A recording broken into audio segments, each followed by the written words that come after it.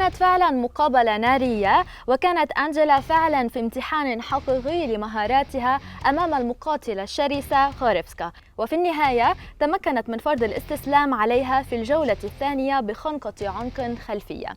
معنا على الخط من جزيرة هاواي بالولايات المتحدة المقاتلة السنغافورية الصاعدة إلى البطولة بخطى حثيثة أنجيلا لي. أنجيلا هي ضيفة حلقة الليلة ليحاورها معلقان ريو وعلي، فمرحبا بها. Angela, this is Rio. Congratulations on your latest win. Oh, thank you very much, Rio.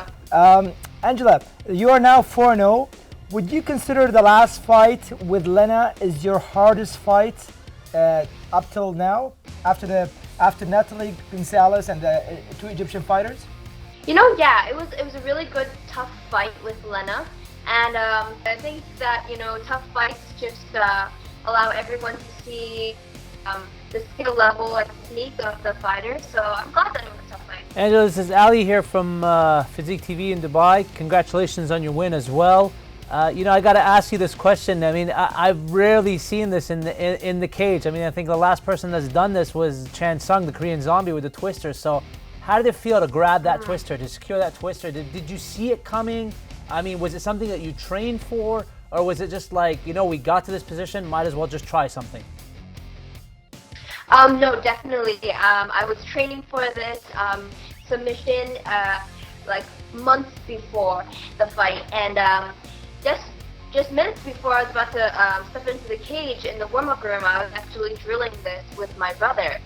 And so as soon as I got into position, I was actually looking for it. And I was so excited and happy that I pulled it off. I was able to execute it. I mean, I think you're one of 2 or 3 people that's actually pulled that off in the cage. So how does that make you feel? That's a highlight finish for you. Yeah, it's definitely going to be a good highlight. It's an honor to be mentioned with people such as Korean Zombie and Shinyaoki. I'm just really honored. You got to talk to me about this this really tight-knit family that you have. It's very rare that we see fighters from brothers and sisters all the way to fathers. I mean, stepping into that cage or acting as mentors and trainers. I mean, we've seen it with the Nogueira brothers. We've seen it with Nate Diaz and Nick Diaz as brother comrades. There's siblings and whatnot. But how is that chemistry? What is that like? Is there a lot of pressure? Does dad put pressure on you? Does brother put pressure on you? Or is it just a very cohesive environment for you in terms of stepping into that cage? All right. Well, yeah, I definitely believe that my family is one of a kind. You don't really see too many people like this. Even mom and the kids jump in. We've always stayed extremely close, and this is kind of like how we bond with each other. Martial arts is, something that everyone has in common.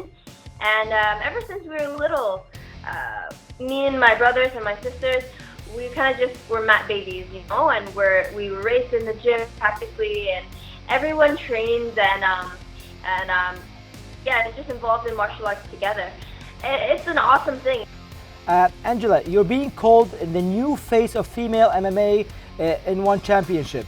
I happen to agree. I was asked recently what sets Angela apart from all the other fighters, and I said 2 things. First, she's very smart. Second, the smile. I think that's the one that captures everyone. What do you think that sets you apart from? There you go. There's the smile. What sets you apart from all the other fighters? I've been training in MMA since I was very small, and so I've never really had trouble with that transition, from wrestling to striking and to position. I think also what sets me apart is my amazing family. My dad is an awesome coach, and my brother also an awesome fighter.